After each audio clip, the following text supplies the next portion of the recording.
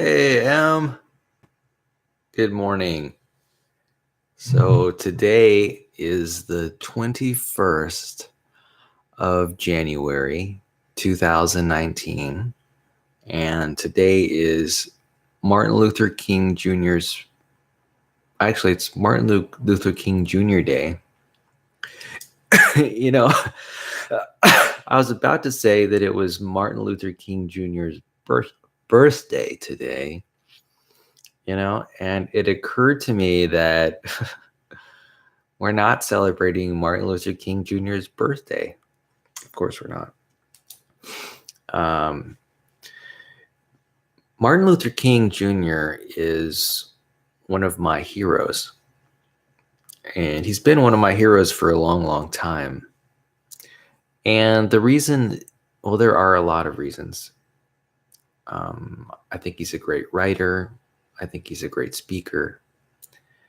I think he really stood up for important principles of equality that I think are important today, and certainly were important when he was alive. I also appreciate virtues of his character relating to his courage and bravery in the face of challenges, and a lot of other things too.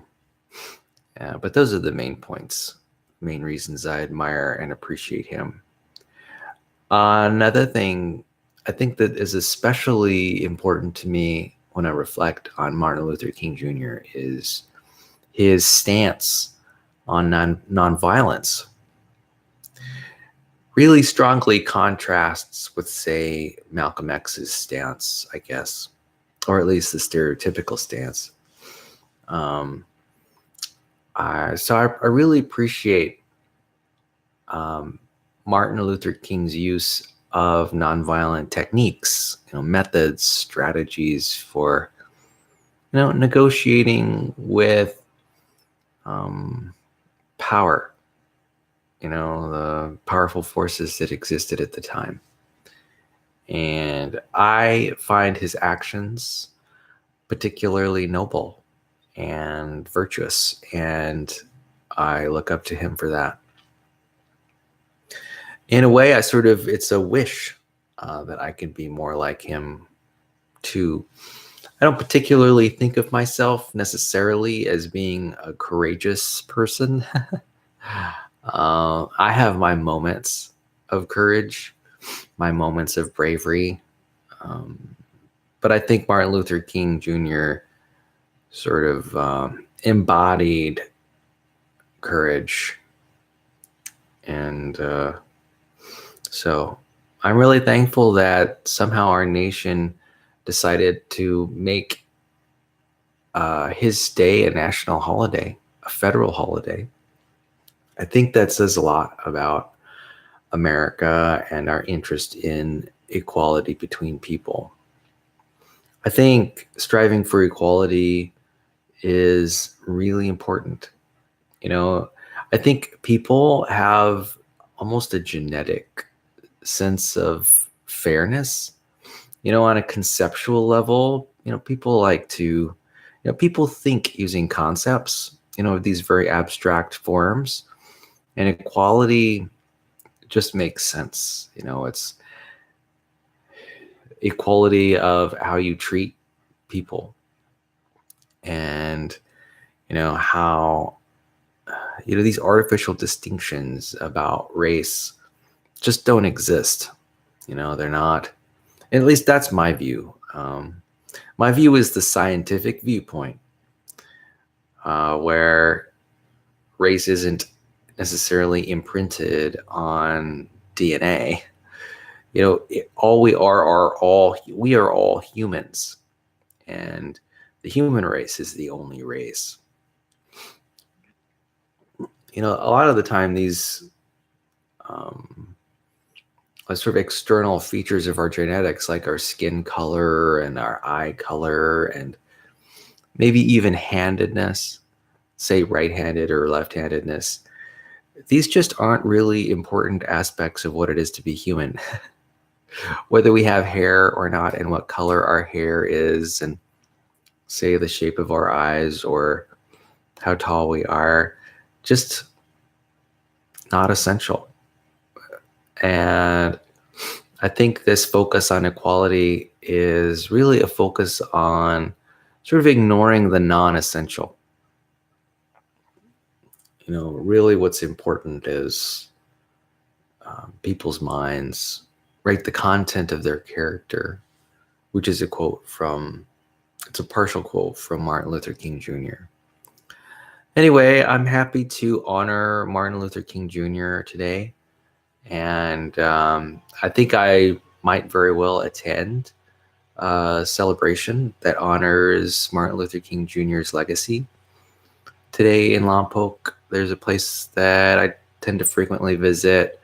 On days like today, I'll probably go to it and be part of the discussion. So I hope you're having a good Martin Luther King Jr. Day. I actually had a pretty awesome morning last night. I cooked a yellow cake in a bundt cake form that I've actually had this form for a long, long time. And I'm not sure that I've baked very many cakes using the form. I tend to really like bundt cakes. In fact, I've got this intuitive sense that bundt cakes taste better than square cakes. And why would it be that the shape of a cake has much or anything to do with the flavor of a cake? Well, that doesn't make any sense.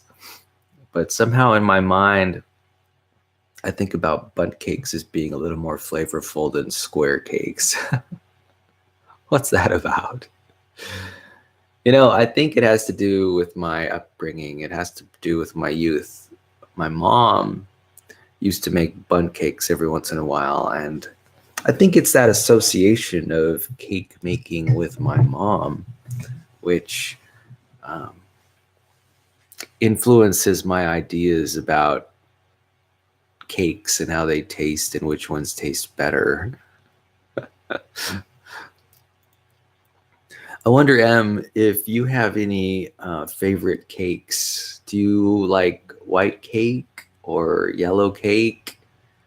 I wonder, do you like chocolate cake? And I'm simply referring to the cake itself, not the frosting. I'm curious, have you tried a red velvet cake? And there's different colors of cake. I've seen strawberry pink cake, and I've seen blue cake. There's all kinds of different colors of cake out there. And I wonder if you have any preferences about frosting. Like the cake that I have, that I made today, actually that I frosted today and had a slice of today for breakfast.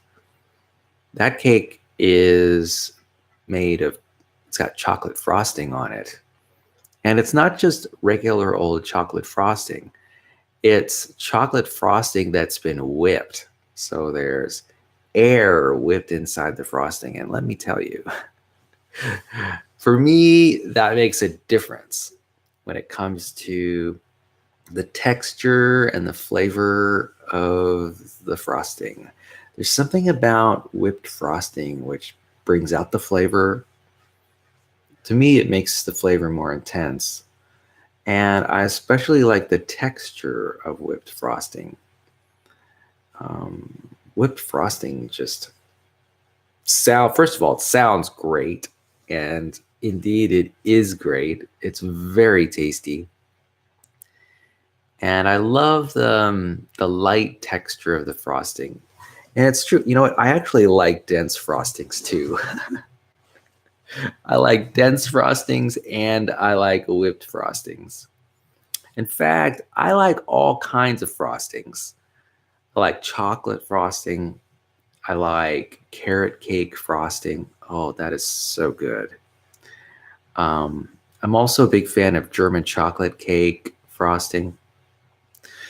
German chocolate cake frosting has got shredded coconut and nuts in it. And it's sort of all in this like caramel, um, sugary frosting matrix. I'm not quite sure what to call it, but it's really good. I really like tasting and feeling the chunks of coconut in my frosting. Mhm. And then there's cream cheese frosting, which is very yummy, and vanilla frosting. Oh, yeah. That sounds really good to me. In fact, right now, I need to get my hands on some vanilla frosting. Hey, Google, put vanilla frosting on the shopping list. Okay, I've added vanilla and frosting to your shopping list. Thank you. Um, yeah. So I like chocolate frosting and I like vanilla frosting. I think, and of course, I like that German chocolate cake frosting. Carrot cake frosting, I guess carrot cake frosting is just vanilla frosting, now that I think about it. Well, I like frostings of all kinds, including icings. Icings and frostings.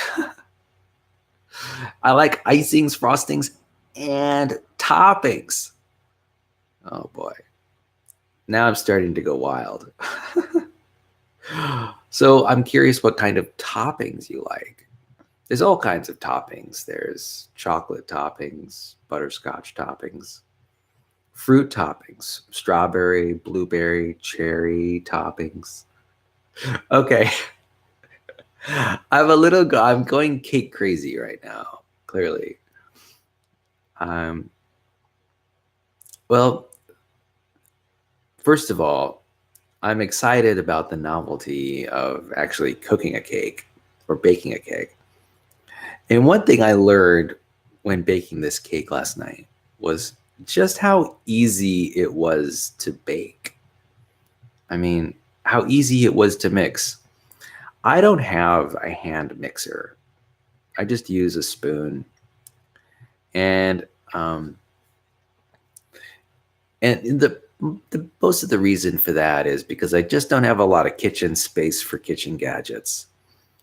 I will I will certainly buy the best hand mixer on the market if I can convince myself that I need a hand mixer for some reason. It's just everything that I've cooked so far, and I've cooked a lot of things.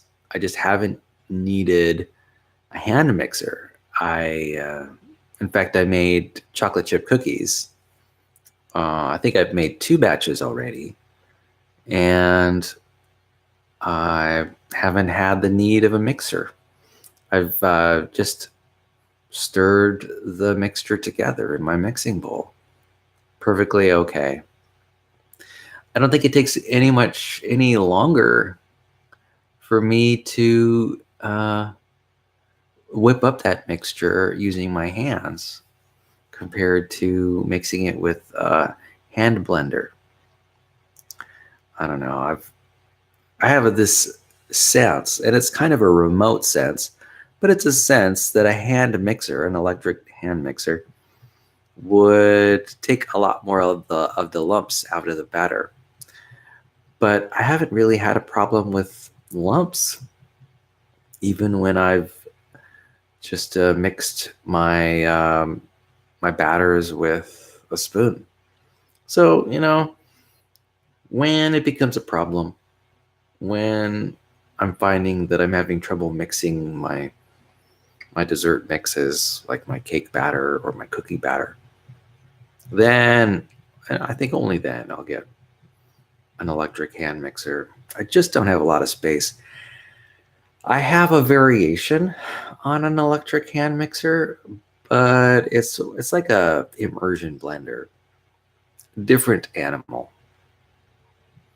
Anyway, I really enjoyed my baking a cake recently, and I was thinking that maybe what I would also do is make a pizza.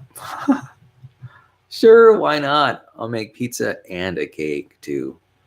So, as you can tell, Emily, I've been having a good time experimenting and playing in my kitchen, making all sorts of um, cookies, cakes, pizza. I made a chicken pot pie recently. I made some cherry cobbler, which I'm going to give another try to. I made flour and corn tortillas and made some cornbread, other things like that. I've just been enjoying them. Been enjoying my time in the kitchen, and that's nice. Let's see. Well, maybe we can get on to our next um, thing. About a week ago, maybe 2 weeks ago, I sent you a book that I was reading called Attitudes of Gratitude. And the book was authored by M.J. Ryan. And the subtitle was How to Give and Receive Joy Every Day of Your Life. And so I've got all my highlights here. These are all the highlights that I highlighted while I was reading the book. And I figured that I'd share my highlights with you and sort of give you some insight into what I was thinking about the highlight when I highlighted it and what ideas I have about it and why I think it deserves highlighting. These passages deserve highlighting and extra attention. So one highlight I highlighted was one passage I highlighted was on page 122. And I highlighted this: a vivid example of how expectations can create blinders so that we can't even see the true blessings of our lives. So here's the problem. I've mentioned this before about how there's this idea of when there's an expectation, there's this idea of the ideal. And then there's a contrast with the reality of how things are. And, the greater the distance between the ideal and the reality, the more intense some of the feelings of loss are, or anger, or sadness. The greater the discontent. It's these expectations. Now, what if one's expectations were the same as a person's present reality? Well, in some respects, I think that would be an ideal situation. Wanting what you have. That's what it's all about, right?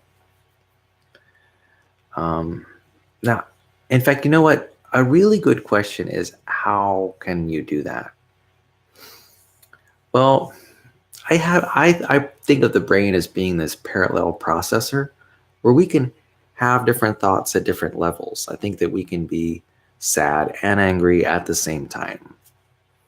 I think we can be mad and in love at the same time. Our brains are functioning. There's these neurons are firing, and they're firing in different places in our brain at the same time. And it's true that when we focus our attention on an idea, we are in sort of enveloped in that idea. We sort of fuse with that idea. Though we also, our brain naturally goes from perspective to perspective. It jumps around in different perspectives. And so I guess what I'm really referring to is how our mind jumps from perspective to perspective, how we can be sad and then happy a moment later, and then sad again, and then happy again a moment later, depending on how we view a certain situation. It depends on what basket of values we're trying to optimize at the moment. And we're always looking at things from different perspectives, optimizing certain sets of values. You say, you go to Disneyland and you're optimizing the value of spending quality time with your family. And at another time, You might be lamenting the loss of the money that you have to spend while at the amusement park, because you're not sort of optimizing your interest in saving money. You can feel both the loss and the happiness at the same time. That's my argument. And so I guess I guess what I'm suggesting is that when you see this discrepancy between the ideal world and your present world, what I'm suggesting is that the discrepancy, I don't know what emotion that might cause, but let's say it causes dissatisfaction. My suggestion is that it causes dissatisfaction because you're trying to optimize or conserve a certain set of values. But from a different perspective, it might be that it's good for that separation to exist. Maybe you're developing the virtue of courage at the same time. Or maybe you're developing the virtue of patience. Let's say your birthday is coming up and you've got these visions in your head about what the presents will be like on your birthday that you receive. I can imagine that is, there's, maybe you're sad that it'll take a long time, a number of days for you to receive those. maybe your birthday isn't for a week, and so you're waiting. But you might be able to notice that this patience and this waiting could be beneficial. You might be able to use it to your benefit. Maybe, maybe there are certain virtues that you can exercise in the meantime before you receive those presents. So I guess my suggestion is that, don't let your expectations, don't focus purely on your expectations. Remember to take different perspectives and maybe even reframe the situation differently and sort of recognize what you're learning about the new situation, how the very ways that you're benefiting from the situation. Sometimes there are hidden benefits. In fact, I'm willing to argue that there are always hidden benefits, no matter what happens. I got braces, right? Braces are a problem. They're maintenance. They sometimes don't feel well. Sometimes they hurt the inner layers of my cheeks. But there are often hidden benefits. Now, what are some of the hidden benefits? Well, I'm developing patience. That's good. I'm also developing confidence that, I can present myself in front of others and smile and speak to them without having, say, the most pristine appearance. So I'm getting confidence in that way. There are other hidden benefits to me having braces.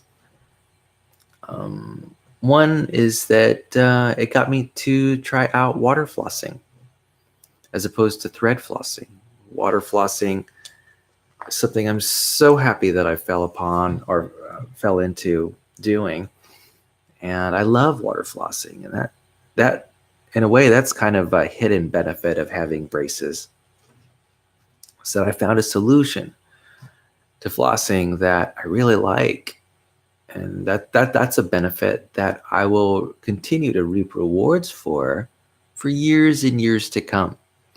And my health will likely benefit from that as well.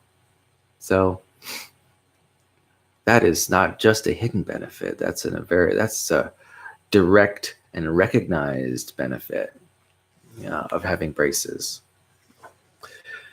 So I think a lot of life is about, recognizing these hidden benefits of the problem areas. There's And you know what? A lot can be said. And I'm guessing that even, say, political problems might have hidden benefits that go unrecognized for a long time. Um, so, yeah. In fact, you know what? I think it probably makes sense to put a lot of attention on the hidden benefits of your current situation. We always think about preserving certain baskets of values commonly in our society, like money and maximizing our income or maximizing profit margins. But there are hidden benefits to being in the red. It's true. There are hidden benefits. And I think we do ourselves a disservice if we dismiss these hidden benefits prematurely. Anyway, so don't let your expectations create blinders so that you can't see the true blessings in our lives. And I wouldn't necessarily call them true blessings. Sometimes they're hidden blessings. Mm-hmm. Okay, so on page 22, there's another passage that I highlighted.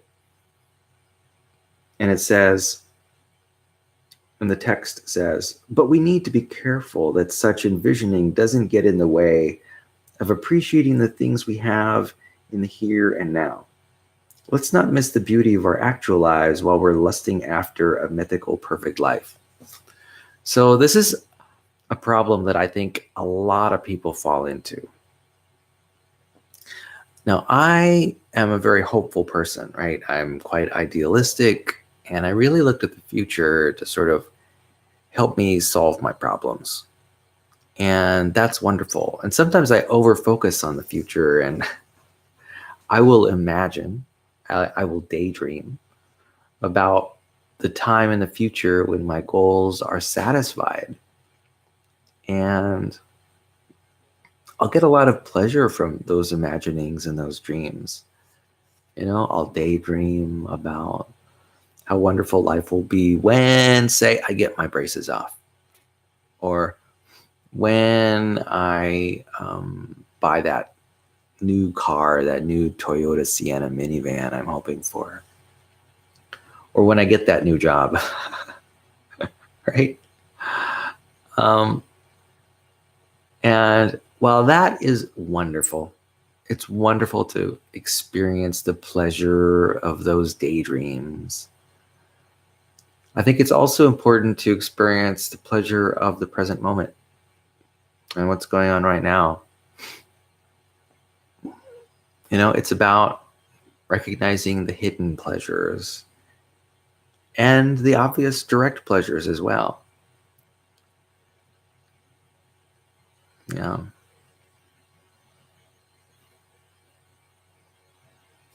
I guess it's about focusing, right? It's focusing continuously about what is working. What is going well in our lives, what we love. Emily, what is it that you love in your life? What is it that you enjoy in your life? And it might make sense to do some real focusing on this analysis. Take account of not just all the direct benefits that you reap, say the money and time and energy, but also the hidden benefits, right? The indirect benefits, the benefits that that are less apparent, right? Maybe this patience, maybe developing patience will help you develop more self-control. A lot of being successful in life is having self-control. That is having the ability to wait And, waiting a long, long time, sort of delaying your satisfaction, and having that sense of control over your life is important. A lot of life is about waiting. You're waiting for people to mature or ideas to become mainstream. And, a lot of that waiting is you are building self-control, which is a virtue. You're building patience. Anyway, I think it's important to focus on the values and the virtues, the strengths and the learning that's hidden. It's not quite apparent. And get as much juice from that as possible. Be thankful.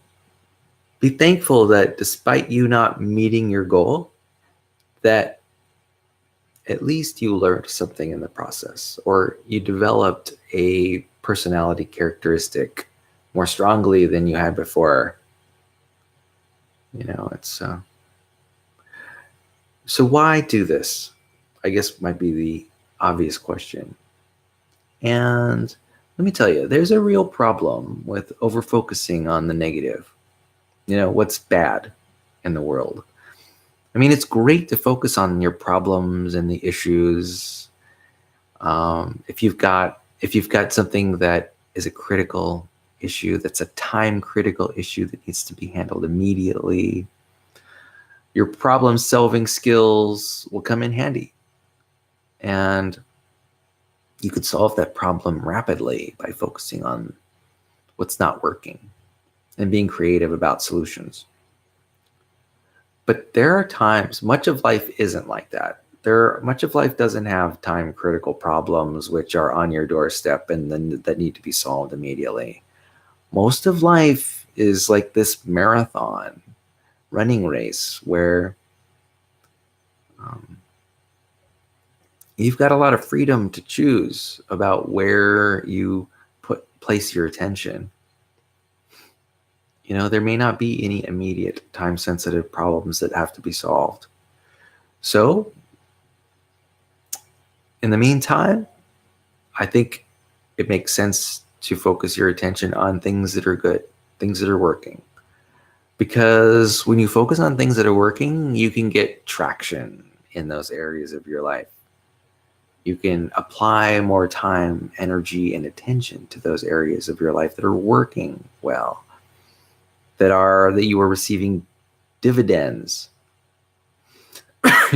Those places where you invest your time and energy that have returns on that energy and time with greater happiness and resources. That's where you want to be focusing.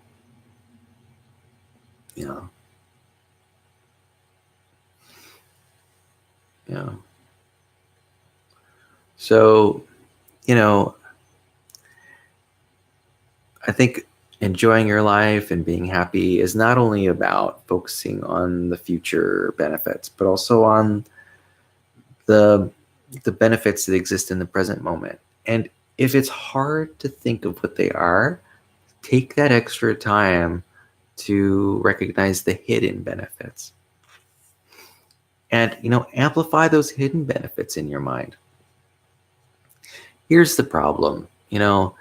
If you're continuously focusing on problem areas, what'll happen is that your brain will just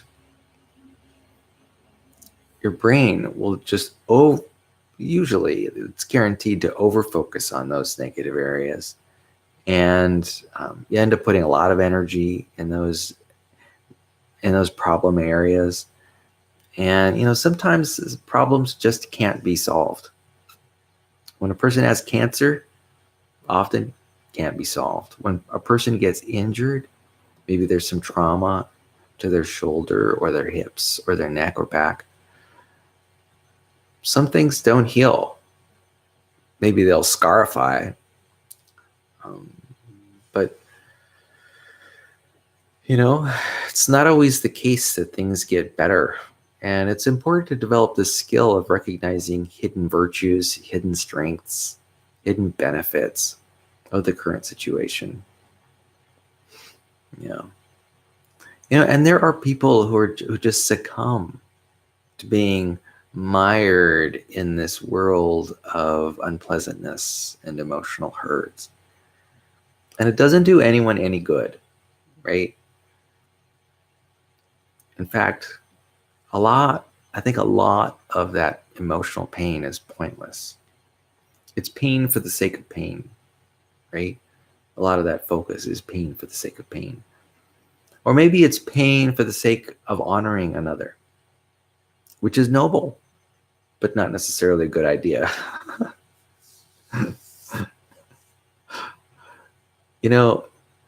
One of the most perfect ways to honor something is to feel grateful about it and not feel sad about it. Yeah, I think I was talking a few days ago about my brother Carlo, who died from leukemia when he was 6 years old. And leukemia is a cancer of the blood. And in honor of his death, I might feel sad and then feel sad and remorseful every year on periods relating to his birthday or the day that he died or the day that he was buried.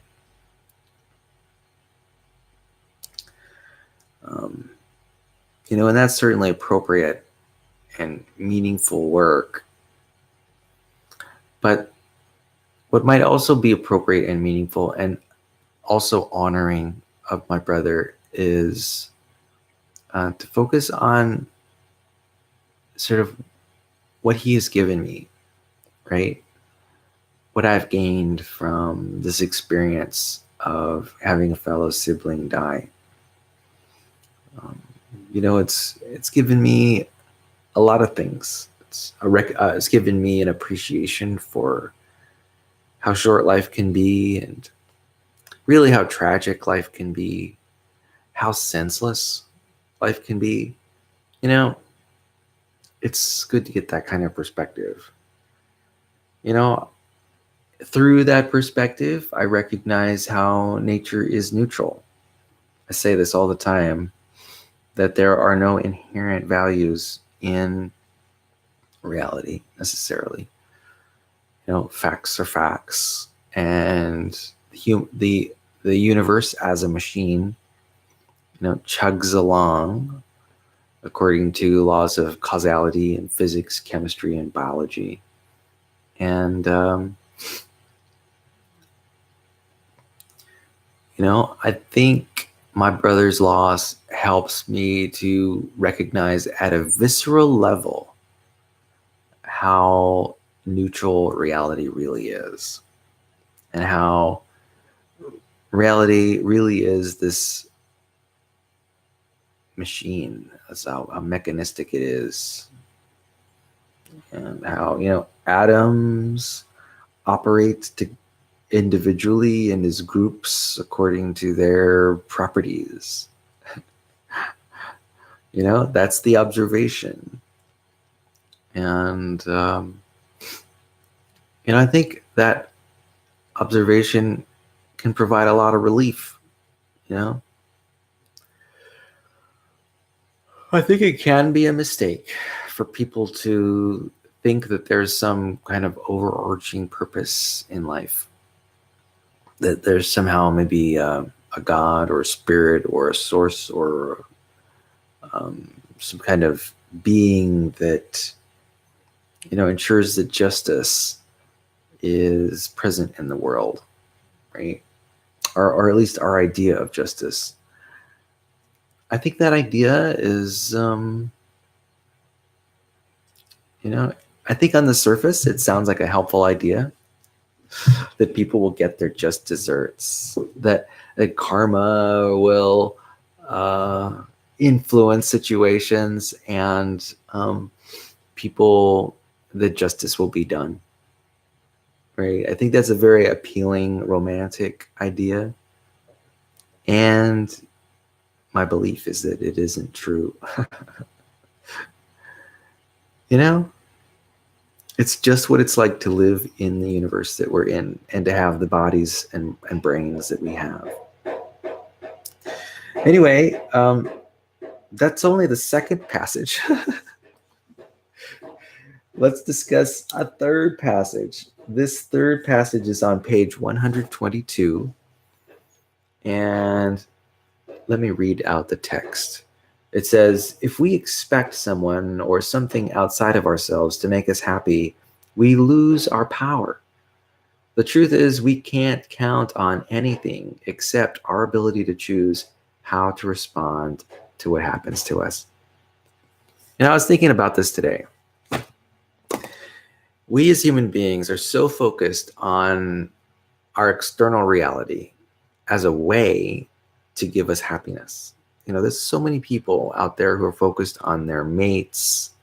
That's right, their romantic partners, and maybe they're focused on their work, or they're focused on earning money, right? Some external factor.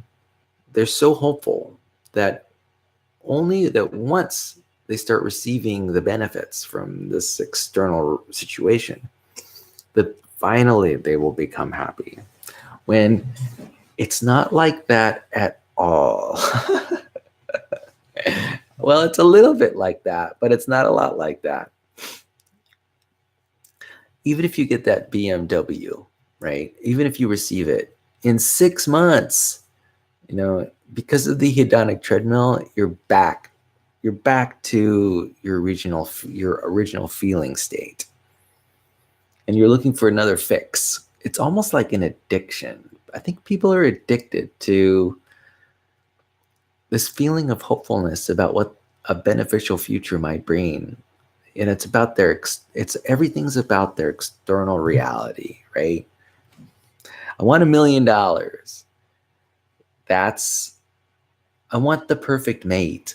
You know, these are statements from people who are focused on the idea of how an external life situation can change the way they feel internally. And just imagine what that might imply. Let's imagine for a moment that money makes people happy. So money, let's say you have money in your bank account, and that energy in the money gets transmitted through the ATM machine balance that you read. Wow, $100 million. And that information, when it enters your mind through your eyes, it's sort of like a smoky spirit, right? And it goes in through, I don't know, into your eyeball, into the retina, into your brain, and in your brain it starts making changes to your neurotransmitters, and your neurotransmitters fire at a rapid rate in a certain pattern that necessitates and causes happiness, causes your brain to be happy. No, that's not how it works. There's no misty spirit of money that comes in and actually makes changes, mechanical changes to your brain. You know, it's not that these misty spirits come in through your ears and then change how you think. It is. The fact is that your brain is enveloped in a skull, and there's just a little bit of information from your senses which can arrive in your brain, and they come in the form of nerve impulses, right? You get messages from the retina, electrical signals, and those electrical signals get assembled here in your occipital lobe, in where your vision cortex is, where your vision processing happens. What it is in a way, it's all symbolic, right? They are, when I hear beautiful music in patterns that I can enjoy and appreciate in sort of an ordered pattern, what I'm receiving through my ears and in my, my cochlea, are different patterns of electrical impulses that I'm receiving and processing in my temporal lobes. You know, there's this it's a transduction process. Like these are transducers, right? My retina is a transducer, which means it turns one form of energy into another form of energy. Like the photon gets converted into a chemical impulse through, a means that we can talk about later, I guess, but it gets converted into basically an electrochemical impulse. Um, that nervous system electrical and chemical impulse. So these are transducers, right? The nerves in your skin are transducers. They trans, they, um, they convert movement, say from point A to point B, pressure, into an electrical impulse that travels through your nervous system, right, to my spine, my spinal cord, and up into my brain. And so basically what your external reality is really just it's measured pulses of electrical and chemical energy. And here's why it's so important that that's the case. Money doesn't make your brain feel happy. Money gets translated.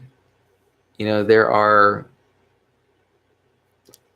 through the making of meaning in your brain, basically those nervous impulses, there are meanings attached to those impulses. And, all that meaning is created in your mind through the beliefs that you form.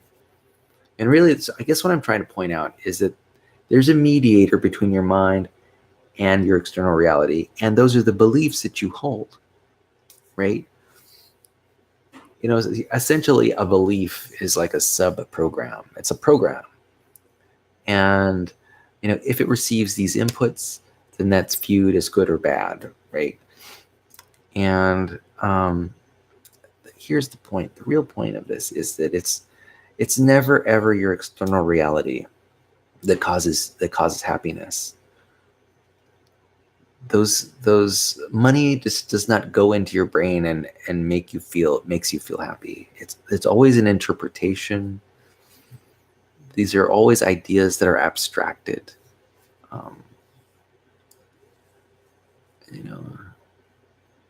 It's a perception. I don't know. I don't really know how to describe it other than that. It's just that there's nothing inherent about your external reality which even has the power to bring you happiness. If for me, say I find a girlfriend and I'm tickled that she likes me, the reason I'm happy is because of the meanings. The meanings, how those meanings generated in my mind are how they're important, because I've got certain schema that are operating. I've got some kind of conditioning, right, that tells me that when I receive these signals, that's a good thing. Anyway, I'm not a neurologist, so I don't have all the details. But one thing I do know is that there's no direct mechanical path between receiving a certain external reality and receiving jolts of happiness. It just doesn't work. Physically, it cannot operate that way. There's only one way that it could operate that way, now that I think about it, and that's brain implants. If I had a brain implant where I had these wires implanted in my brain, and they stimulated through electrical currents certain neural tissue that made me happy, well, that would definitely make me happy. Nothing in our external world can make us happy like in that way. Nothing can affect our physiology and neurology directly. It's all indirect.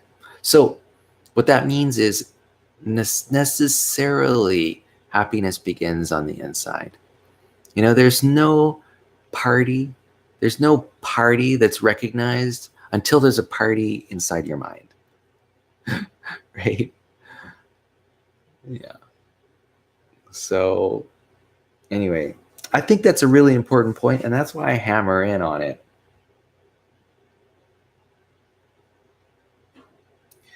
And here's the thing. We can't count on anything except our ability to choose how to respond to what happens to us. Yeah. So, yeah, in the short term, maybe your wife or husband or romantic partner can make you happy. But good luck on that happening long term. The human brain adapts. It adapts to the environment, and eventually you learn about your partner inside and out, about how they react, and you internalize and automatize their behavior and their meanings associated with their movements, and it loses its luster. It's like getting a BMW, right? If I received a prize of a BMW, I would love it for a good, I don't know, 3, 4, 5, 6 months while I'm learning about how to operate the BMW and learning how to drive it and taking in the enjoyment of driving it. That would be wonderful. But it's short-lived. Eventually, my BMW will just become a regular car. This is the car that I have to get from point A to point B, and that's where the pleasure will stop. So there's actually a part of this idea that it's our external reality, which is true, that our external reality can make us happy, which is true. We might be initially triggered and experience happiness, but our brain adapts. And here's another factor too. When we're talking about other people change. Their attitudes change, their ideas change, their perspective changes. Yeah, sure, they may love you for a month or a year or 4 years or 10 years. But, it changes.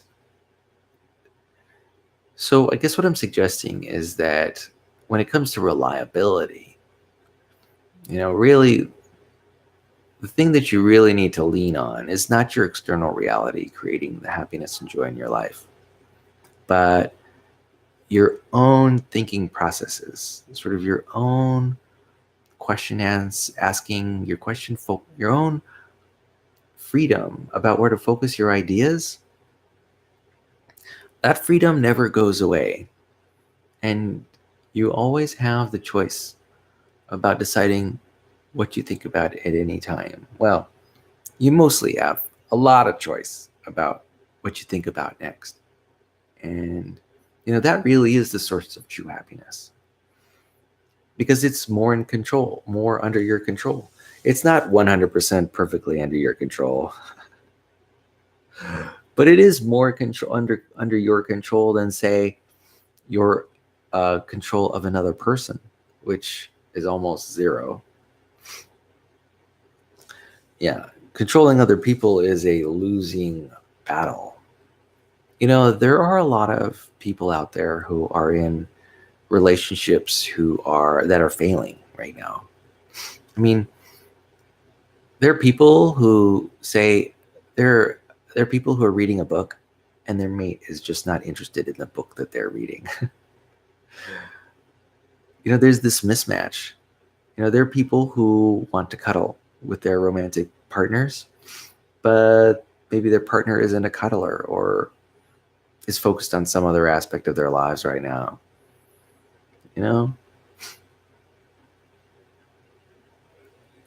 It's not necessarily true that a romantic partner can make you happy.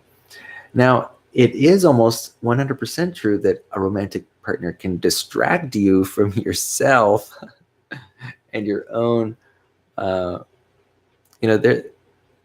here's the thing about human beings. They're incredibly distracting.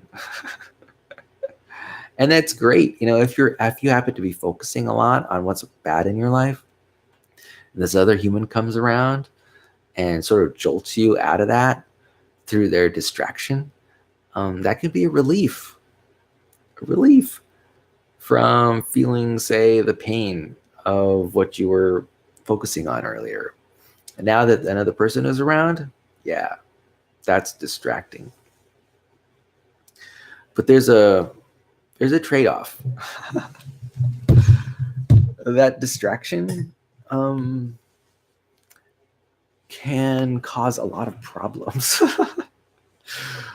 You may not have a lot of free time to yourself.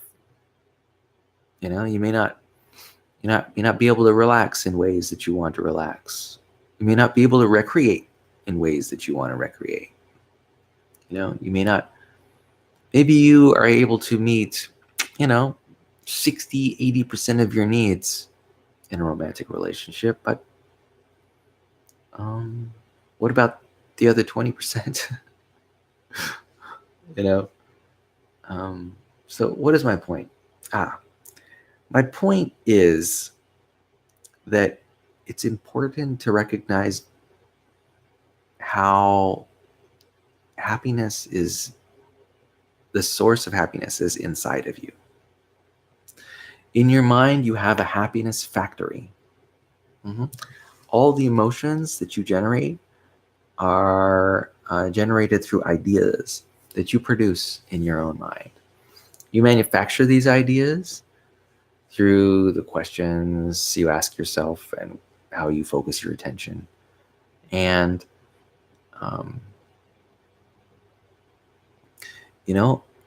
the source of all the happiness that you've ever had has really just come from your own mind.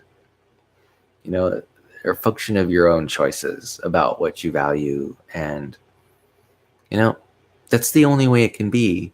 How do you know if you've succeeded unless it's you who've made the judgment in your own mind about your success? There's nothing objective in the world that sort of creates success in your brain. These ideas of what's a successful person, really, there is no objective standard for what a successful person, how a successful person behaves, or what a successful person looks like, or how a successful person acts. Because we're all living in different environments.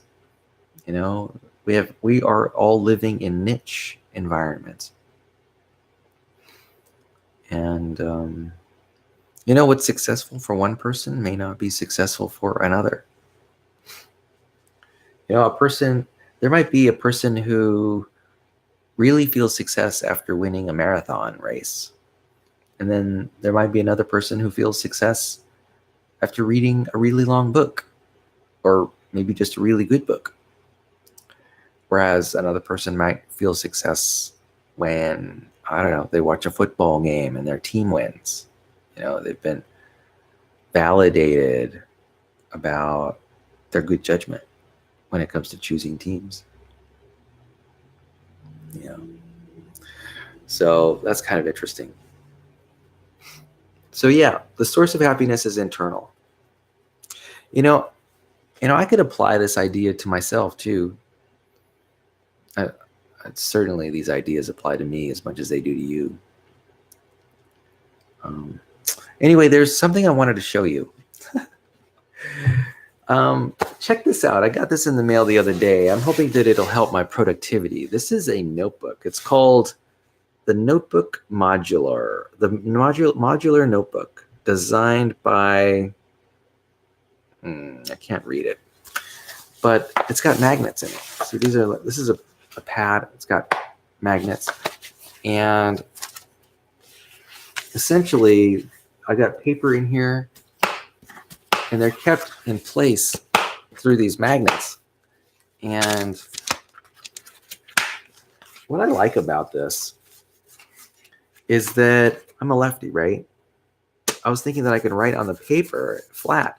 Usually if you have a notebook, the spine of that notebook, the way the notebook is bound, creates this bump, right, as you go from this, like, sort of as the paper sort of comes out of the spine and folds back into the side of the sort of the far side of the notebook, I find myself always having to pat down that hump that's created because I'm a left-hander, and it messes up my handwriting. And so I've been using this new thing. It's been working out pretty well so far. The point is it provides a flat writing surface for me so that my handwriting isn't as problematic. And I don't know, we'll see how it works. I'm hoping that it will make my handwriting easier or more legible. I'm also hoping that I can use that in my classes and only keep the papers that I need to keep for my classes in the notebook. I can take out pages really easily because pages are only kept in place by these magnet strips. So I can make some adjustments about what paper's in the notebook and what paper's out of the notebook. Anyway, I thought it was a pretty inventive idea. So looks like I'm coming to the end of this presentation, and I want to wrap up this presentation. We have spent a lot of time talking about happiness and about gratitude. Particularly, we've been spending a lot of time talking about the internal sources of happiness and how the external sources are, even if they might initially trigger happiness, they aren't long-term and they aren't reliable. And really, being happy is about your perspective and where you focus your attention. And it really has little to do on your external reality necessarily. Especially if you think about the hidden gifts that you receive, even when it might seem that things aren't working out, when your primary basket of values is not being optimized. So anyway, there's always secondary, tertiary, quaternary baskets of values that are being satisfied when, say, your main basket of values is not being satisfied. So anyway, I hope you learned something today. I know I learned something just by saying these words. They're a really good reminder. These principles are universal, and in a way, I'm giving myself advice at the same time I'm giving you advice. So anyway, I just want to say how much I love you and how much I cherish our relationship together. I really enjoyed our text message exchange yesterday. It was the day before yesterday. I went to Los Angeles and I went to the Natural History Museum in LA. Had a really great time looking at dinosaur bones and learning about fossils and things like that. I liked having you in the back of my mind and the good feelings that I felt after our communication and during it. And I just want to say that I hope you're doing well in class. I hope you have a wonderful Martin Luther King Jr. Day. And I hope your day today is filled with happiness and joy and peace and warmth and comfort and ease. And I hope you have as good a day as I do today. I've already had a slice of chocolate cake, which I made myself. And today I'm going to go celebrate and honor a man who I admire, Martin Luther King Jr. And I might do some other things. I think I'm going to go to the gym today and work out. And so I'm really looking forward to just enjoying all I can today while it's happening. And I want you to know that I love you. And I respect you, and I'm always hopeful for the future and what the future might bring. And I'm also grateful for what I've experienced of you in the past and what I'm experiencing in the present. I'll talk to you later, girl. I love you. Have a wonderful day.